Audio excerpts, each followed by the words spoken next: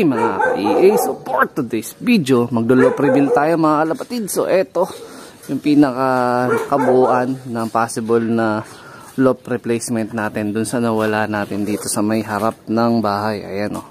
So sobrang luwag tsaka maaliwalas na rin yung pinakaharapan namin. Yan, syempre credit kay nanay, siya nag-set up ng mga halaman.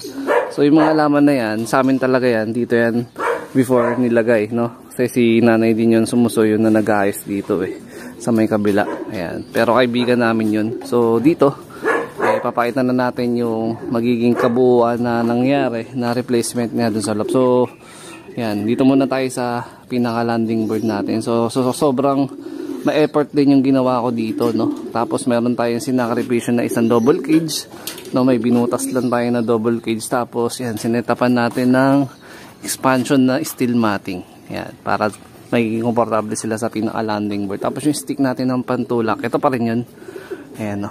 Nakalagay sa may gilid para anytime magagamit natin pag magpapasok tayo. Actually, meron tayong po sa Facebook page na nag-stick ako ng mga ibon. So far, so good naman. Maganda pa rin ang response nila sa ating pagtutulak.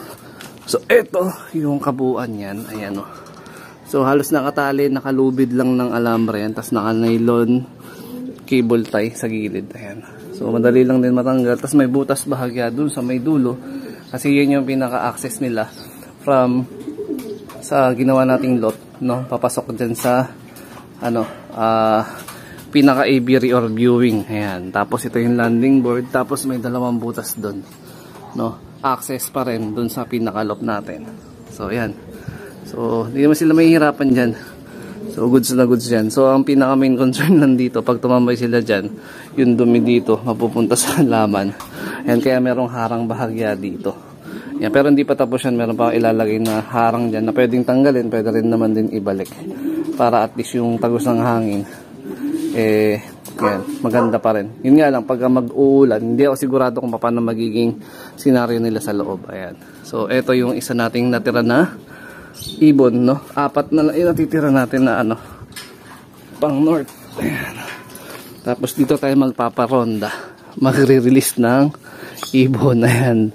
Naka-convert kasi dati itong na to sa tindahan Ayan, kaya meron parang pintuan dito. Pero ito yung magsisilbi nating release pagka magpapaloplay tayo ngayon galing dun sa pinakaloob. Ayan. So, ayan, syempre mga kalapatids, ito pa rin yung breeder natin. Wala naman halos na bago dito. As is pa din. Ayan. Mga nakakasa natin, yung mga MacArthur bird natin, syempre, nagwalay na rin tayo dito ng ibon. Ayan, una nating inalay na mag-nestmate. Ayan. Yung isa pang stock bird, yung isa pang laban, MacArthur banded. Inbreed. Ayan, ang ganda ng kulay, Kamukha rin nung isa nating warrior dun sa Team North. Ayan, rektang anak ni Batusay. Ito rektang anak din ni Batusay, pero inbreed na to. Nakakross dun sa grandmother niya. Direct grandmother. Ito yung susunod natin na iwawalay. Ayan, baka bukas or sa isang araw. Yung pula, naka MacArthur man ko. Yung kanesmate na checkered yun nilabas, yun, throwback color. Para pour out natin yan. Pagka wala nag-acquire, tatag natin sa ending next week. Ayan. So, maraming salamat nga pala dun sa mga tumalpak, no? Yung nakaraan na pa-trending board natin. At syempre, dito naman sa may kabilang side, ayan yung ating breederan. Ito yung mga nakasetup natin ng mga supplement na na ginagamit ngayon. Ayan. So, ayan, pink mineral, yung pang mekos-mekos natin, ito. Ayan. Ideal pills, wala, container na lang to, wala tayong ideal. Calcium para sa young bird, garlic oil. Actually marami na rin akong kulang na supplement, di pa tayo nakapag-refill kasi napagastos tayo nung nagawa tayo ng bagong loop. So walayo pa naman yung derby, hindi naman tayo maglilipad ng summer race. So bago magsimula yung north, yan, makabilin tayo ng mga kailangan natin. Pero minimal na lang yung bibili natin. Ayan mga lapatids. Tapos yung patoka, container natin sa tubig. Ayan. So, nagre-refill pala ako ng tubig. Dito yung nanggagaling. Ayan. Nire-refillan ko to gabi pa lang. So, nakababa na yung chlorine nito. 24 hours lang ako nagtitining ng tubig. Ayan. So, after refill, dito tayo kukuha ng mga pang-replacement ng mga plain water nila. No, ayan. Isa lang yung naka-probiotic ngayon. Meron lang ako minomonitor na ibon na yun nga. Tawag nito medyo pangit yung droppings, pero yan. Ito pang organic muna natin, pang prevent. So pag naging okay na siya dyan, yan. Hindi na tayo mag-antibiotic. Nag-antibiotic lang tayo pag hindi na talaga totally kinakaya ng pinaka organic na ginagamit natin. Ayan, mga ka-EA. So yun nga mga kalapatids, hindi muna talaga ako nag-video, nag-vlog regarding sa loop kasi medyo nahirapan din ako mag-ayos kasi solo lang ako nag-setup ng loop naggawa. So kailangan ko ng mga ilang araw para gawin yun kasi yun nga, mag-isa lang tayo. Tapos syempre nag-ayos-ayos, magulo dito sa loob. At the same time, na-stress yung mga ibon gawa na nung nag-construct ako maingay. Tapos yun nga, nailipat ko sa sila dun sa may bagong loop. So eto, papakita ko na sa iyo yung simple at no welding na bagong loop natin sa EA loop. Ayan.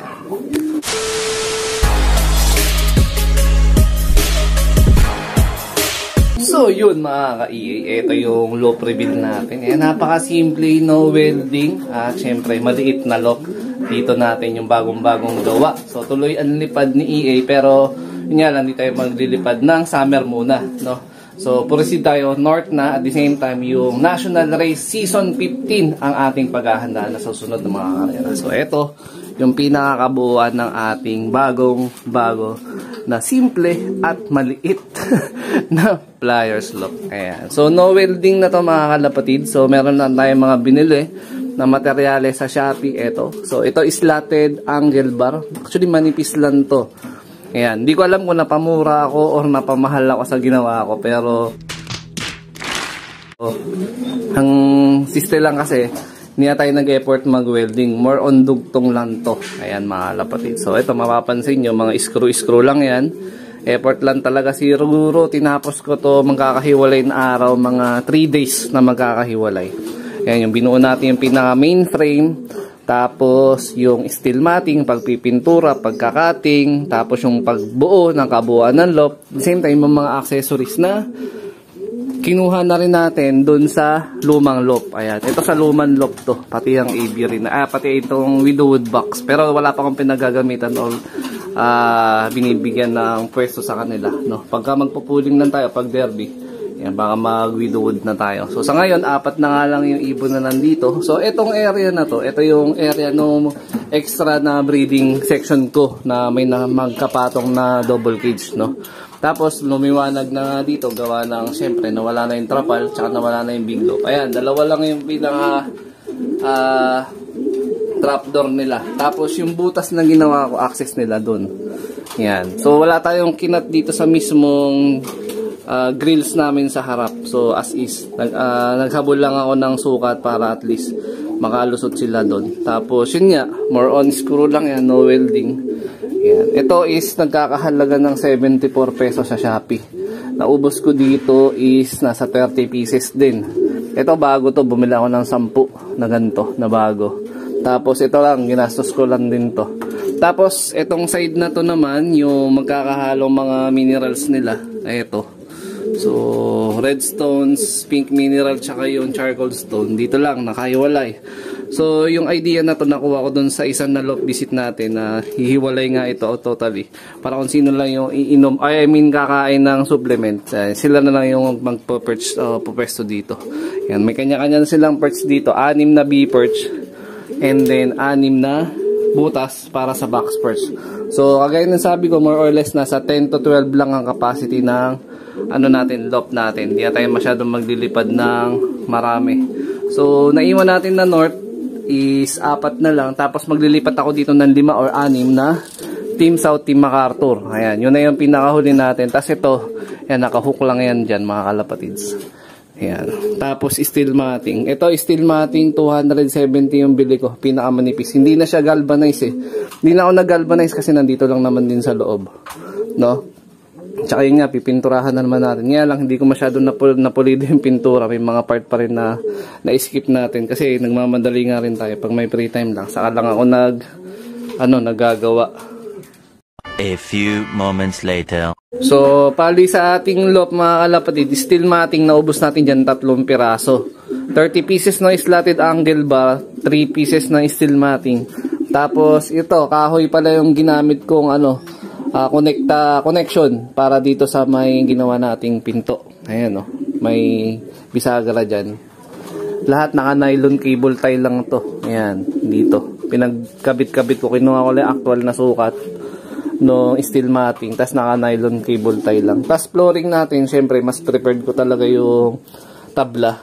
Ito is Hardiplex. Bili ko dito sa Hardiplex 350. May sobra pa ako nito. Hindi ko pa nagagamit. Ang plano ko kasi ilalagay ko nga dito sa ilalim yon pag nakating ko, no? Pang salo ng poops nila dito. So, ang ginawa ko muna initial na pansamantala is yung poop tray ng double cage natin before. Ayan. Yung isa dyan, yun yung poop tray nung nandun. Tapos yung isa, poop tray nung isa na nilabas ko muna, wala pa akong mapaglagyan. So, ito, stockbird section na natin, mga kalapatids. So, dinivide ko na lang din sa dalawa. Possible hen and cock to. So, 4 ang pinaka-maximum nito or pwede siguro tag 5. Pero yung na-provide ko kasi na bee-perch nila, tag 3 pa lang. So, may 3 extra hen tayo dito. Actually, 2 na lang talaga yun nandito kasi meron na may-ari nun eh. Tapos, 2 din na cock. Yan. So, ito, pakasa ko na rin to. Pinagpapahinga ko lang ng baka next week, pagkasahin ko na rin yan, pagparisin ko na. Mamimili na lang ako ng kung sino yung pagtatandinimin ko. Pinakita ko lang sa inyo to. So, ginagawa natin linis, daily pa rin. So, ginagawa ko, winawalis ko dito, sinasabunan. Para at least malinis na malinis yung, yung pinakailalim pa rin. Sa the same time, walang amoy. Yan. So, nagpapakain tayo. Diyan na lang din sa may Tapos, yung pinaka-pinto nila dito, hindi na tayo masyado nag-effort. So, steel matting lang din. So, ang proseso, yan, tinutulak lang, no? Maiwanan man natin hindi naka-lock ng ganito. Hindi sila basta-basta makakalabas. Kasi nga, pag tinulak nila to, no, maliban na lang kung sobrang talino, nadudukutin doon ng ibon, tas ihiga gano'n para makawala siya. Pero yan, ito na yung pinakabuan ng stock bird natin. Minimum 4 to 5 lang to per section ng hen and cock natin. Ayan. So far, 2 cock pa lang naman yun nandyan, tsaka 3 hen. So goods na goods pa sila dito. Ayan, mga kalapatid. Tapos yung painuman natin, as is pa din ito. Sa gitna na natin to ilalagay. Ayan, pakita ko na lang sa inyo. Ayan o. Gitna. Hindi pa ako nagpakain eh. Ayan. Para share na sila. Ayan. Diba? Makakainom dito sa hen. Makakainom din dun sa cock. Ayan. Sa gitnang gitna. Tapos yung patoka nila, dito ko na lang nilalagay sa labas. Pagkagabi, tinatanggal ko na. Dito naman sa kabila, kung nagpakain tayo, ay makapansin nyo may maliit na butas doon. Ayan. Dito na natin sila lulusutan ng food drip. Yan. Tapos yung painuman dito na lang din. Yan. Para hindi na magbubukas dito totally. Yan no. Kasi hindi na rin nagawaan ng permanenteng lock to. Total nandito naman sa loob ng bahay. So hindi na natin kailangan ng permanenteng lock. Safe na yan. Meron pa lang tayong mga nakareding malalaking padlock. Pero tingin ko hindi na masyado natin kailangan yan. O yan. Di man din natin to totally ma-i-hook. Ito ang design yun ng pinakapinto. Kusa siya talagang bumababa. O, ayan o. Diba? So, di tayo mag-worried na mawawalan tayo na ibon. So, next month or bago mag-end of the month, magbabaksin na ako. Preparation ng Team North the same time ng ating mga iwawalay na MacArthur bird natin.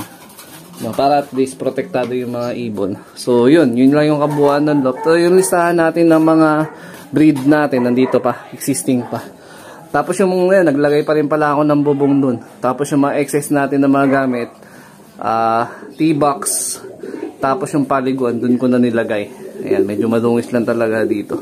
Tapos yung release door nga na sinasabi ko, yan dito. O, ayan o. Pang! Diba? Release. So, pag dinuot natin dito yung ibon, diretso release natin dun. No? So, yan yung kabuuan ng loft ni EA. So, sana nakuhaan nyo na idea, mga kalapatids, no?